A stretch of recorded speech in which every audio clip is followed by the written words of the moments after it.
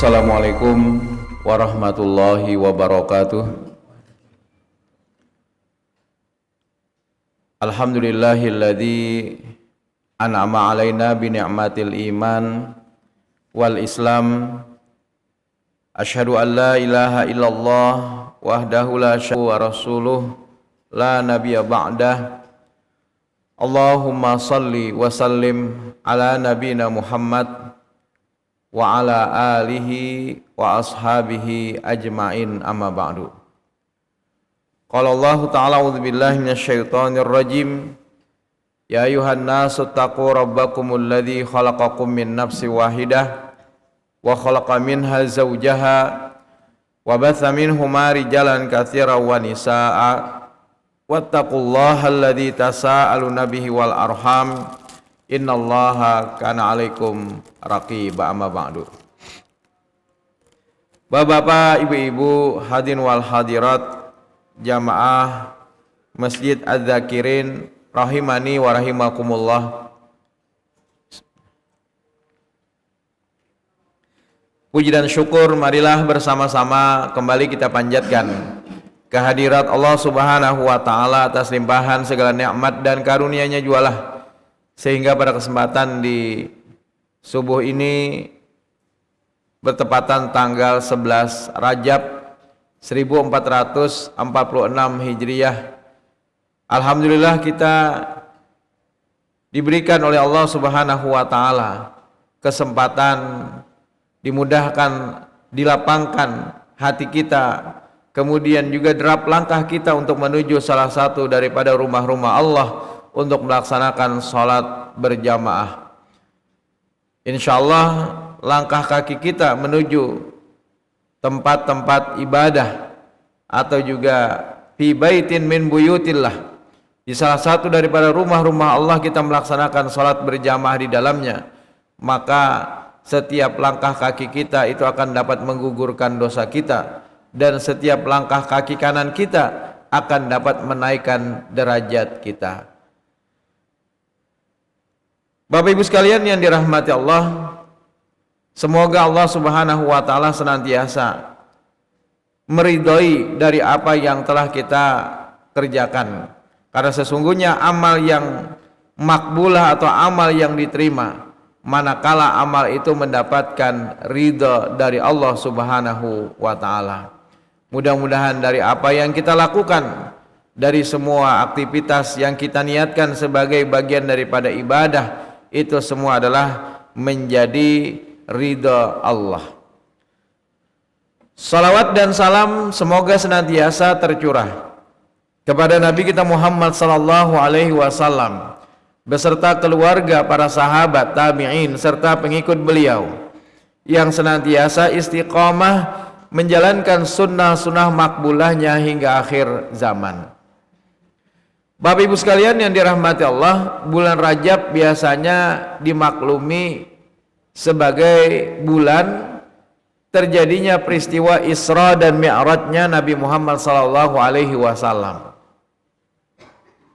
Memang kalau terjadinya peristiwa Isra dan Mi'raj itu telah disebutkan dalam beberapa nas. Misalnya dalam surah Al-Isra ayat 1, kemudian di dalam surah An-Najm ayat 1 sampai dengan 18, kemudian di dalam hadis-hadis Nabi sallallahu alaihi wasallam yang derajatnya adalah sahih, bahkan juga disampaikan oleh sekitar 16 para sahabat, menceritakan tentang kejadian Isra dan Mi'rajnya Nabi Muhammad sallallahu alaihi wasallam. Dan karena disampaikan oleh banyak sahabat, berarti hadis ini adalah hadis yang mutawatir. Nah, Bapak Ibu sekalian yang dirahmati Allah, sekalipun disebutkan sudah dalam beberapa nas, tetapi kalau kita perhatikan baik itu dalam Al-Quran maupun hadis Nabi, tidak menyebutkan akan tanggalnya dan tidak menyebutkan akan bulannya. Itu artinya apa? Untuk bisa mengetahui kapan tanggal dan bulan terjadinya itu bukan menjadi hal yang penting. Yang penting adalah bagaimana kita bisa menyelami makna, hikmah yang terkandung dalam peristiwa Isra dan Mi'rajnya Nabi Muhammad SAW. Itulah yang menjadi tujuan terjadinya peristiwa Isra dan Mi'raj. Jadi bukan hanya sekedar dengan mengetahui tanggal kemudian bulan, tetapi sebenarnya yang tidak kalah penting adalah agar kita bisa mengambil hikmah, pelajaran dari peristiwa Isra dan Mi'rajnya Nabi Muhammad SAW. Nah, jadi Bapak Ibu sekalian yang dirahmati Allah, terkait dengan kapan tanggal dan bulan terjadinya peristiwa Isra dan Mi'raj, para ahli sejarah berbeda pendapat. Karena tadi tidak disebutkan dalam hadis-hadis Nabi SAW penanggalannya atau juga bulannya. Sehingga para ulama atau para ahli sejarah berbeda pendapat. Ada yang mengatakan itu terjadi 1 tahun sebelum Nabi berhijrah. 1 tahun sebelum Nabi berhijrah, yaitu pada bulan Rabiul Awal. Ada juga yang berpendapat 1 tahun sebelum Nabi berhijrah. Nah, jadi 1 tahun sebelum Nabi berhijrah itu terjadi pada bulan Muharram. Nah, jadi ada yang mengatakan bulan Rabiul Awal, ada juga yang mengatakan bulan Muharram, ada juga yang mengatakan terjadinya di tahun ke-10 kenabian, yaitu pada tanggal 27 Rajab. Ada juga yang berpendapat 2 bulan sebelum Nabi berhijrah. Ada juga yang berpendapat 6 bulan sebelum Nabi berhijrah. Nah, Bapak Ibu sekalian yang dirahmati Allah, jadi terjadi perbedaan pendapat kapan terjadinya peristiwa tersebut. Nah, sekalipun kita tidak mempermasalahkan yang namanya kapan tanggal dan bulannya, yang penting yaitu adalah kita bisa mengambil hikmah atau pelajaran dari peristiwa tersebut. Nah, dikisahkan dalam banyak riwayat disampaikan oleh para sahabat, dicuplik hanya 1 dulu, yaitu adalah dari jalur Anas bin Malik. Disebutkan di dalam hadis tersebut, utitu bil burak, aku didatangkan dengan seekor burak. Seperti apa burak itu? Wa huwa dabbatun abiyat tawilun, yaitu adalah binatang yang putih warnanya dan juga panjang tubuhnya. Fauqal himar, lebih besar dibandingkan keledai. Wadunal bighal, dan lebih kecil daripada bighal. Bighal ini hewan peranakan hasil percampuran antara kuda dengan keledai. Lahirlah yang namanya bighal.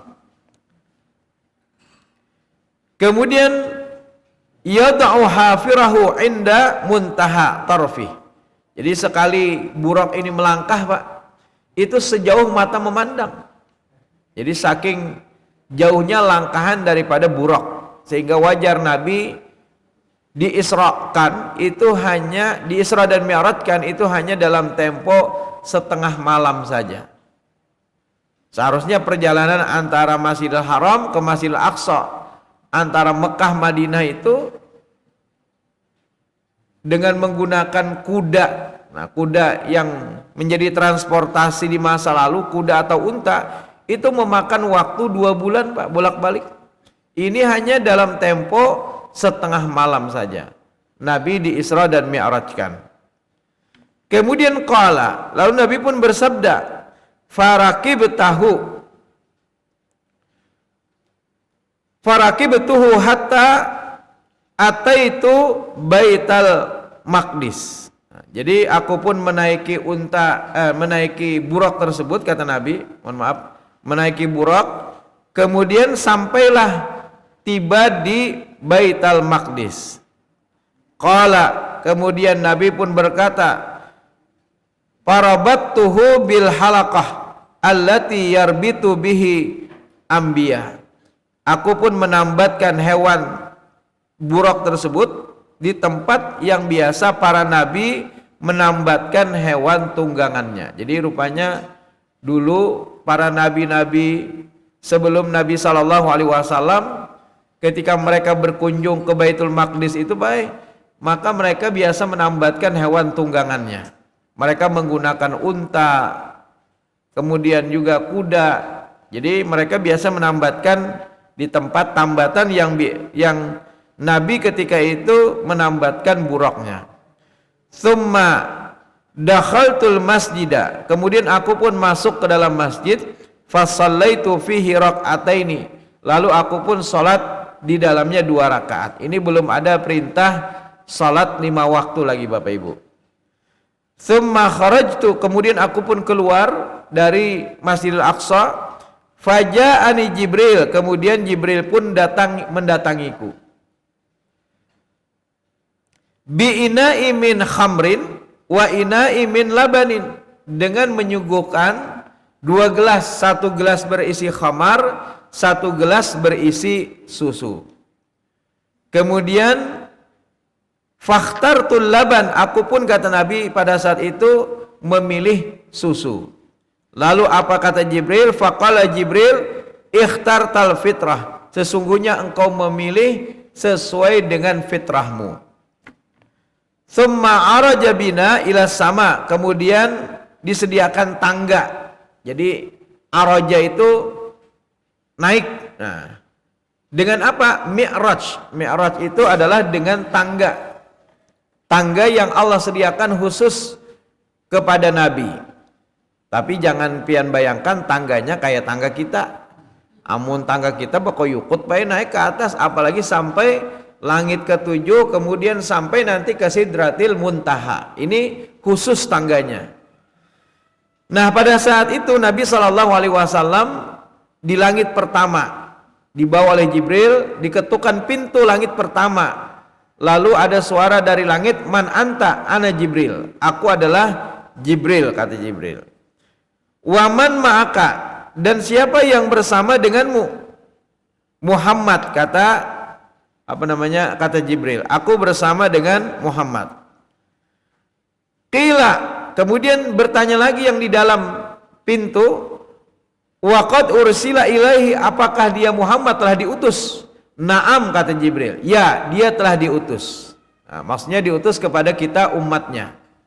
Dibukakanlah pintu langit pertama. Marhaban bihi wa ni'mal maji jaa, selamat datang, sebaik-baiknya datang orang yang datang di hari itu. Jadi diucapkan selamat datang oleh siapa Pak? Yaitu adalah yang berada di langit pertama, Nabi Adam alaihi salam. Jadi Nabi Adam di langit pertama. Di langit kedua terjadi lagi percakapan antara Jibril. Man anta, ana Jibril. Kemudian waman ma'aka, siapa yang bersama denganmu? Lalu Jibril pun menjawab Muhammad. Kemudian apakah waqad ursila ilai, apakah dia telah diutus? Naam, kata Jibril. Ya, dia telah diutus. Dibukakan pintu langit yang kedua, bertemu Nabi SAW dengan Nabi Isa dan juga sepupunya Yahya bin Zakaria. Nah, di langit ketiga bertemulah Nabi SAW dengan Nabi Yusuf, Pak. Digambarkan oleh Nabi SAW ketampanan Nabi Yusuf itu, seluruh manusia ini digabungkan, Pak, maka belum bisa lagi mengalahkan setengah ketampanan Nabi Yusuf. Kada seluruhnya setengah aja, Pak, belum mampu lagi mengalahkan ketampanan daripada Nabi Yusuf. Saking tampannya Nabi Yusuf alaihi salam. Bahkan kan ketika istri para ajiz atau juga para raja masing-masing memegang pisau dan juga buah, ketika Nabi Yusuf lewat, ketika itu mereka tanpa sadar melukai tangan-tangan mereka sendiri. Jadi pada saat mereka ingin mengupas buah itu, ternyata Yusuf lewat. Lalu akhirnya apa? Ternyata luka adalah tangan mereka. Nah, Bapak Ibu sekalian yang dirahmati Allah, di langit yang keempat Nabi bertemu dengan Nabi Idris. Di langit kelima bertemu dengan Nabi Harun. Di langit yang keenam bertemu dengan Nabi Musa. Di langit yang ketujuh bertemu dengan Nabi Ibrahim Abul Anbiya, atau juga bapaknya para nabi. yang pada saat itu sedang bersandar di Baitul Ma'mur. Baitul Ma'mur itu adalah satu tempat yang didatangi oleh 70.000 malaikat, Pak, setiap saat. Setiap 70.000 ini selesai mengerjakan ibadah mereka kepada Allah, kemudian mereka keluar, lalu digantikan 7.000 malaikat berikutnya, Pak. Dan yang sudah keluar ini tidak kembali lagi, Pak, saking banyaknya jumlah malaikat. Jadi luar biasa, malaikat begitu banyak yang mereka beribadah kepada Allah Subhanahu wa ta'ala. Nah, Bapak Ibu sekalian yang dirahmati Allah, setelah itu Nabi Shallallahu Alaihi Wasallam menerima wahyu dari Allah, yaitu adalah perintah untuk mengerjakan ibadah salat. Nabi juga diperlihatkan akan surga, diperlihatkan akan neraka, azab neraka. Kemudian perintah dari Allah adalah agar mengerjakan salat 50 waktu sehari semalam. Nah, jika 50 itu jadi, Pak, bisa pian kada sawat lagi begawian. Setiap 10 atau 15 menit salat. 10-15 menit kemudian adzan lagi kada sawat lagi pian berdagang kada sawat, mengajar kada sawat. Nah, pada saat Nabi Shallallahu Alaihi Wasallam turun, bertemulah Nabi dengan Nabi Musa. Nah, apa kata Nabi Musa? Wahai Muhammad, apa yang diperintahkan oleh Rabbmu kepada umatmu? Maka Nabi menjawab, kami diperintahkan untuk mengerjakan salat 50 waktu sehari semalam. Kata Nabi Musa, Pak, minta keringanan kepada Allah, karena sesungguhnya umatmu tidak akan sanggup untuk mengerjakannya.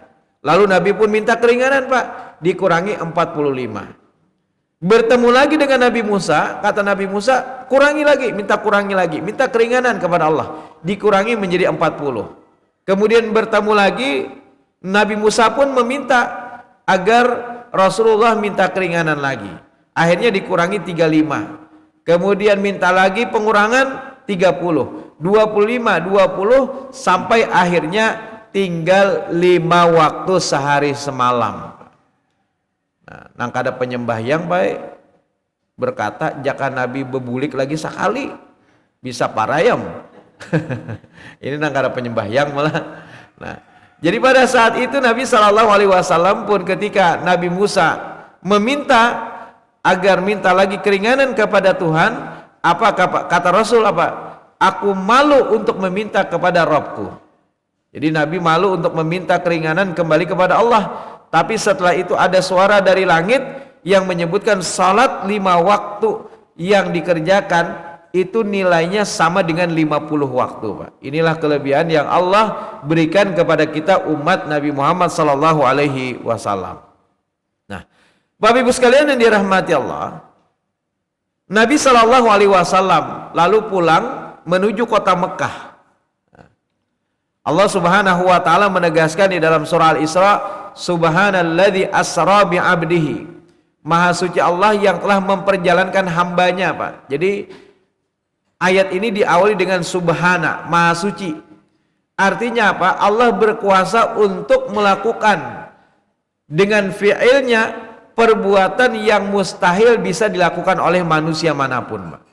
Jadi hanya Allah yang berkuasa untuk melakukan perbuatan itu. Maka itu diawali dengan subhana, maha suci Allah. Maha suci Allah asra, yang telah memperjalankan di malam hari. Ya, jadi perjalanan ini terjadi di malam hari. Asra itu perjalanan di malam hari. Tapi untuk memahamkan kita manusia, maka ditambah lagi lail. Subhanalladzi asra bi 'abdihi lail. Lail itu kan malam, Pak. Lailam minal masjidil haram ilal masjidil aqsa. Jadi pada saat itu Allah ingin memahamkan kembali kita bahwa perjalanan itu terjadi betul-betul pada waktu malam. Nah, jadi walaupun saro itu sudah dipahami perjalanan itu dilakukan pada malam hari, tetapi Allah ingin memahamkan kita lagi. Lalu ditambah dengan kata-kata lail. Lailam minal masjidil haram, pada satu malam dari Masjidil Haram menuju Masjidil Aqsa yang ada di tanah Palestina yang sekarang sedang dikuasai oleh orang-orang Zionis Israel, Pak. Nah, Bapak Ibu sekalian yang dirahmati Allah, jadi pada saat Nabi SAW diperjalankan oleh Allah, itu hanya terjadi bahkan tidak sampai seluruh malam. Jadi hanya dalam setengah malam saja Nabi diperjalankan dari Masjidil Haram ke Masjidil Aqsa. Sekalipun Nabi berangkat itu dari rumah Ummu Hani, Pak. Rumah Ummu Hani, salah seorang istri Nabi yang berada di seberang Masjidil Aqsa. Cuma untuk memahamkan kita manusia, lalu Allah menyebutkan minal Masjidil Haram. Jadi penyebutan Masjidil Haram ini kan sudah maklum dipahami oleh semua orang, tempatnya pasti di Mekah. Kalau menyebutkan rumah mungkin nanti orang tidak memahami, lalu Allah menyebutkan dengan minal Masjidil Haram, dari Masjidil Haram, supaya orang mengetahui secara umum sudah bahwa Masjidil Haram itu letaknya adalah di Mekah. Kemudian ilal Masjidil Aqsa, lalu Allah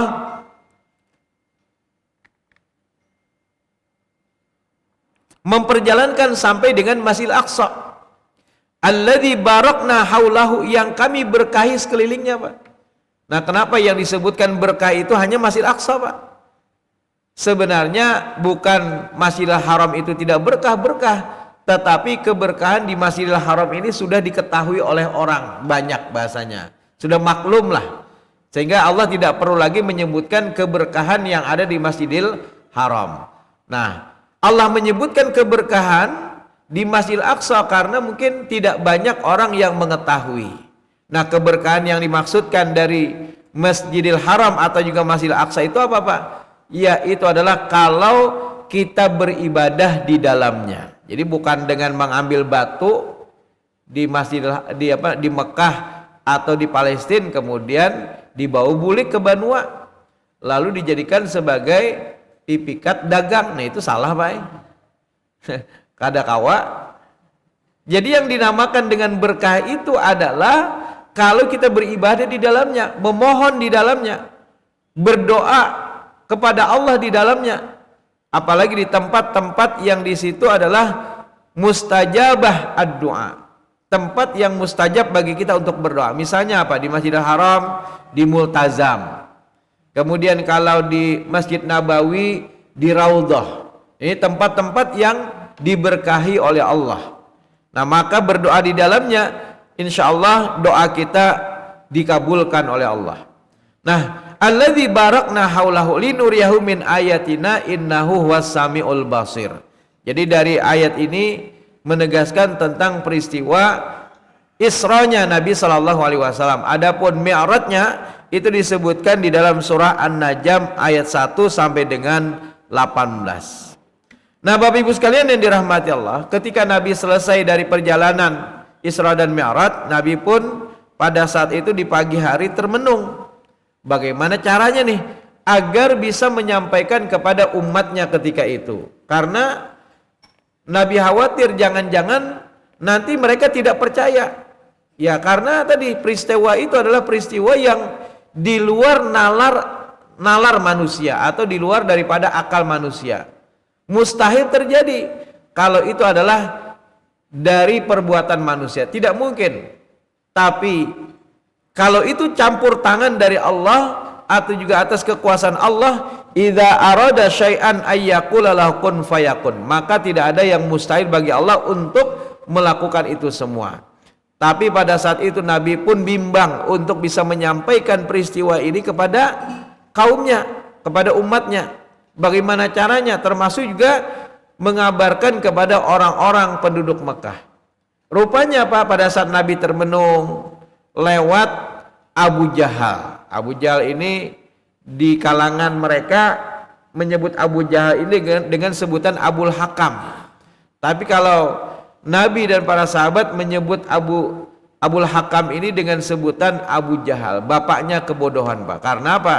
Karena sebenarnya Abu Jahal ini tahu kebenaran Islam, baik, tapi dia gengsi untuk menerima kebenaran yang ada di dalam agama Islam. Nah, Bapak Ibu sekalian yang dirahmati Allah, pada saat Nabi termenung lewat Abu Jahal, lalu bertanya, "Wahai Muhammad, ada apa gerangan engkau termenung di pagi ini?" Maka Nabi pun menceritakan dari Kata Nabi apa? Tadi mengalami peristiwa ini diceritakan Nabi, Pak. Nah, pada saat Nabi bercerita, selesai dari cerita itu, Abu Jahal bertanya lagi, benarkah itu wahai Muhammad? Benar, kata Rasul. Maka Abu Jahal pun menawarkan kepada Nabi, bagaimana wahai Muhammad kalau seandainya aku kumpulkan penduduk Mekah, nanti engkau ceritakan kepada mereka peristiwa ini. Tujuan daripada Abu Jahal itu sebenarnya bukan baik, Pak. Jadi tujuannya kalau baik kan luar biasa, jasa daripada Abu Jahal. Tapi tujuannya dari Abu Jahal ini adalah hanya untuk menghinakan Rasulullah, agar nanti orang-orang yang mendengar mereka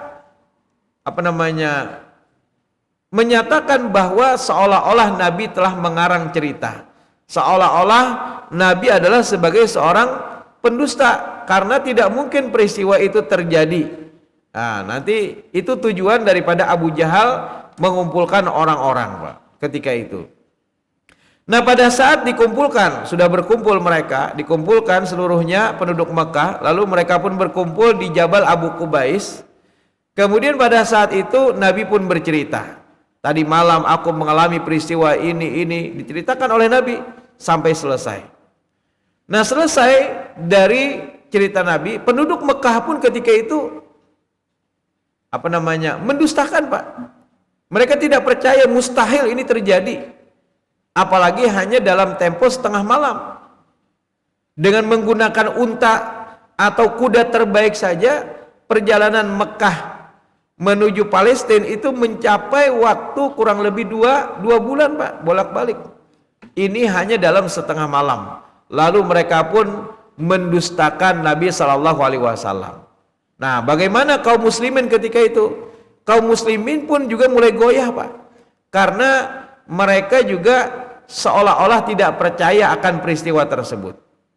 Nah, Abu Jahal dan kawan-kawan merasa sudah berada di atas angin, Pak. Karena apa? Karena tujuannya sudah tercapai, supaya orang-orang mendustakan atau juga meragukan apa yang diceritakan oleh Rasulullah. Kadang mungkin ini terjadi. Itu sebenarnya tujuan daripada Abu Jahal, agar bisa menghinakan Nabi Shallallahu Alaihi Wasallam. Nah, rupanya ada salah seorang di antara mereka yang mengatakan, jangan kita bergembira dulu, karena masih ada seseorang dari umat ini yang apabila kita mampu menggoyahkannya, maka habislah agama yang dibawa oleh Muhammad, kata Abu Jahal dan kawan-kawan. Siapa itu, kata Abu Jahal? Dia adalah Abu Bakar. Lalu akhirnya mereka pun bergegas menuju rumah Abu Bakar. Ternyata Abu Bakar tidak berada di rumahnya, lalu disusul ke kebunnya. Ternyata Abu Bakar sedang berada di kebunnya. Lalu Abu Jahal pun menemui Abu Bakar. Wahai Abu Bakar, tadi malam sahabatmu Muhammad bercerita kepada kami bahwasanya dia mengalami peristiwa ini diceritakan oleh Abu Jahal, Pak. Kemudian pada saat mendengar apa yang disampaikan oleh Abu Jahal dan kawan-kawan, lalu apa jawab daripada Abu Bakar?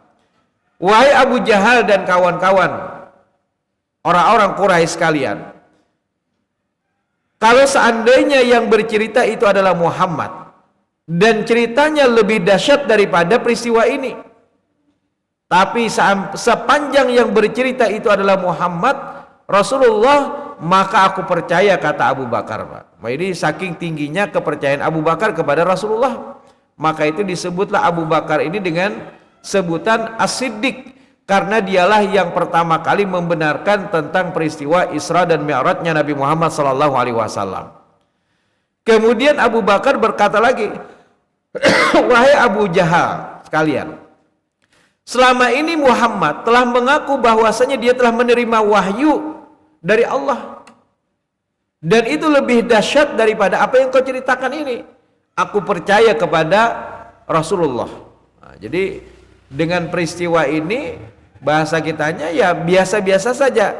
Selama ini Rasul menerima wahyu dari Allah, dari langit, yang Allah telah turunkan kepadanya wahyu, maka aku percaya. Apalagi kalau Allah hanya memperjalankan Rasulullah dari Masjidil Haram ke Masjidil Aqsa, kemudian sampai ke Sidratil Muntaha, maka aku percaya kepada Rasulullah. Kemudian satu lagi kata Abu Bakar, kalau seandainya tembok yang ada di hadapanku ini warnanya hijau, menurut penglihatanku. Tapi ternyata Rasulullah berkata lain. Kata Rasulullah misalnya tembok ini warnanya bukan hijau, tapi warnanya adalah putih. Maka aku akan mendustakan sendiri penglihatanku, kata Abu Bakar, dan aku lebih percaya kepada perkataan Rasulullah. Wah, jadi luar biasa tingginya keimanan atau juga kepercayaan Abu Bakar kepada Rasulullah Sallallahu Alaihi Wasallam. Sampai-sampai seperti itu, Pak. Sami'na wa ata'na. Nah, kemudian selanjutnya setelah Nabi Sallallahu Alaihi Wasallam, setelah Abu Jahal dan kawan-kawan tidak mampu untuk mempengaruhi Abu Bakar pada saat itu bergegas untuk menemui Rasulullah Sallallahu Alaihi Wasallam yang pada saat itu sedang berada di Jabal Abu Qubais. Kemudian dari jauh Abu Bakar sudah berkata, "Ya Rasulullah." Melihat kedatangan sahabat yang tercinta yaitu adalah Abu Bakar, Nabi pun tersenyum, Pak. Nabi pun tersenyum ketika itu. Kemudian Abu Bakar berkata, "Ya Rasulullah, betulkah engkau mengalami peristiwa ini diceritakan oleh Abu Bakar, Pak?" "Betul wahai sahabatku," kata Nabi. Maka ketika itu Abu Bakar pun berkata, "Engkau benar wahai Rasulullah." Nah, dengan perkataan Abu Bakar, "Engkau benar wahai Rasulullah," maka kaum muslimin yang pada saat itu mulai goyah keimanan mereka, Pak. Akhirnya Pak, akhirnya mereka kuat kembali. Ini betul ini. Yang menceritakan saja Rasulullah tidak mungkin dusta. Akhirnya penduduk Mekah pun juga kaum muslimin yang ada di Mekah pun juga pada saat itu kuat kembali keimanan mereka untuk mempercayai peristiwa tersebut. Nah, setelah itu Abu Bakar pun berkata, "Ya Rasulullah dan juga penduduk Mekah sekalian, aku minta sekarang Rasulullah menceritakan tentang bentuk daripada Masjidil Aqsa. Nah, kalian penduduk Mekah adalah orang-orang yang sering bepergian ke tanah Palestina. Kalian pasti tahu betul bagaimana bentuk daripada Masjidil Aqsa, bagaimana berapa jumlah tiangnya, berapa jumlah pintu-pintunya. Kalian pasti hafal karena kalian sering berkunjung. Maka itu disebutkan, Pak, li'ila fi Quraisy, karena kebiasaan orang-orang Quraisy, ila fihim rihlatash syita'i was-shaib, mereka biasa melakukan perjalanan dagang. Mereka kan para pedagang, orang-orang Quraisy ini, Pak, kebanyakan profesi mereka biasa melakukan perjalanan ke tanah Palestina sudah sering. Jadi pada musim dingin biasanya mereka perginya ke wilayah selatan, yaitu Yaman atau juga Afrika. Kalau musim panas mereka perginya ke wilayah utara, yaitu adalah ke negeri Syam. Nah, jadi mereka perginya ke utara kalau di musim panas. Nah, termasuk juga mereka sering melakukan kunjungan ke tanah Palestina. Kalian pasti tahu betul, kata Abu Bakar, bagaimana bentuk daripada Masjid Aqsa. Sekarang aku minta kepada Rasulullah menceritakan. Tapi tolong, kalau seandainya cerita Rasulullah itu benar, tolong kalian benarkan. Tapi kalau seandainya cerita Rasulullah itu salah, silahkan kalian menyanggahnya. Allah pun pada saat itu memperlihatkan kepada Rasulullah bentuk Masjid Aqsa. Lalu Nabi pun mampu menceritakan dengan detail, bahkan dari awal cerita sampai akhir cerita. Tidak ada seorang pun di kalangan orang-orang Quraisy yang menyatakan apa yang diceritakan oleh Rasulullah itu salah. Semuanya menyatakan benar wahai Rasul, wahai Muhammad, kata mereka. Jadi tidak ada satupun yang menyanggah cerita tentang bentuk Masjidil Aqsa. Maka pada saat Nabi telah menceritakan bagaimana bentuk Masjidil Aqsa dan semuanya membenarkan, akhirnya penduduk Mekah pun mulai percaya, Pak, kepada apa yang diceritakan oleh Rasulullah SAW. Nah, Bapak Ibu sekalian yang dirahmati Allah, hikmah dari cerita ini tentu menjadi iktibar bagi kita semua bahwa satu-satunya ibadah yang Allah perintahkan langsung ketika Nabi sedang berada di langit, yaitu adalah perintah salat. Jadi mesti kita pertama adalah mengambil hikmah bahwa ibadah salat adalah ibadah yang utama. Bahkan menjelang Nabi wafat, maka Nabi pun mengingatkan, as-shalah, as-shalah, kata Nabi. Perhatikanlah yang namanya salat, perhatikanlah yang namanya salat. Jadi awwalu ma yuhasabu bil abdi yaumal qiyamah as-shalah. Amal yang pertama kali akan dihisab dari diri seorang hamba itu adalah salatnya. Nah, jadi salat ini menjadi hal yang utama karena salat juga adalah imaduddin, tiang agama, Pak. Barang siapa yang menghancurkan tiang agama, maka hancurlah agama baginya. Nah, oleh karena itu mari sama-sama kita perbaiki ibadah salat yang selama ini kita kerjakan agar menjadi ibadah yang makbulah atau juga ibadah yang diterima oleh Allah Subhanahu wa taala. Jangan sampai ada orang 60 tahun sholat, Pak, tapi ternyata semua sholatnya tertolak gara-gara tidak memenuhi sebagaimana tuntunan Nabi di dalam sholatnya. Jadi kita belajar dari satu kajian menuju kajian yang lain. Kenapa nang dibahas sholat misalnya? Karena penting, Pak, karena ibadah sholat adalah ibadah yang paling utama di dalam ajaran Islam. Kita perbaiki, kita evaluasi dari ibadah salat yang kita kerjakan selama ini, bujurkah sudah? Dari takbiratul ihram kita sampai dengan salam kita, sudah betulkah ibadah salat yang kita kerjakan mengikuti kepada contoh Nabi Shallallahu Alaihi Wasallam? Jangan sampai justru kita percuma akhirnya mengerjakan salat. Karena apa? Karena salat yang kita lakukan itu tertolak. Nah, Bapak Ibu sekalian yang dirahmati Allah, yang kedua adalah bagaimana kita juga mendidik generasi-generasi kita agar mereka peduli dan perhatian terhadap yang namanya sholat, Pak. Sebab Nabi pernah berpesan, muru auladakum bis sholah, perintahkanlah anak-anakmu untuk mengerjakan sholat, wahum sab'i sinin, pada saat mereka berumur 7 tahun, wadribuhum alaiha wahum abna'u ashrin, dan pukullah mereka kalau seandainya sudah di umur 10 tahun mereka masih enggan untuk mengerjakan sholat, Pak. Kita kadang-kadang sedih, ada mahasiswa misalnya sudah besar, Pak, anak SMA atau juga mahasiswa sudah kuliahan, tapi ternyata sholatnya masih belang kambingan, Pak. Nah, ini tentu menjadi pelajaran bagi kita para orang tua atau juga mungkin kai atau juga bapak, termasuk juga ibu, untuk mendidik anak-anaknya sholat. Jadi pendidikan itu dari semenjak kecil, Pak. Dari semenjak umur 7 tahun kita sudah mendidik mereka. Kita sudah memaksa mereka. Jadi dengan paksaan, insya Allah, Pak, kita harus memaksa. Karena dengan paksaan itu nanti akan menjadi biasa, Pak. Tapi kalau kita terlena, akhirnya tidak membiasakan mereka mengerjakan sholat sampai sudah kuliahan, baik, itu sudah semakin sulit, Pak. Sudah semakin sulit untuk memerintahkan mereka mengerjakan yang namanya ibadah sholat. Tapi tidak perlu berputus asa, Pak. Masih ada pintu langit yang bisa kita berdoa kepada Allah. Dalam firman Allah kan, ketika kita ingin berdoa agar generasi kita senantiasa menegakkan sholat, ada doa, Pak. Rabbi ja'alni muqimas shalah wa min dzurriyyati. Ya Allah, jadikanlah diriku dan juga keturunanku menjadi orang-orang yang senantiasa menegakkan salat. Nah, demikian yang bisa saya sampaikan pada kesempatan di subuh kali ini. Mudah-mudahan bermanfaat bagi kita semua di dalam mengambil hikmah atau pelajaran terjadinya peristiwa Isra dan Mi'rajnya Nabi Muhammad SAW, yaitu adalah perintah ibadah salat yang mudah-mudahan bisa kita mengerjakan salat dengan sebaik-baik pelaksanaan sesuai dengan tuntunan Nabi. Subhanakallahumma wa bihamdika asyhadu an la ilaha illa anta astaghfiruka wa atubu ilaik. Wassalamualaikum warahmatullahi wabarakatuh.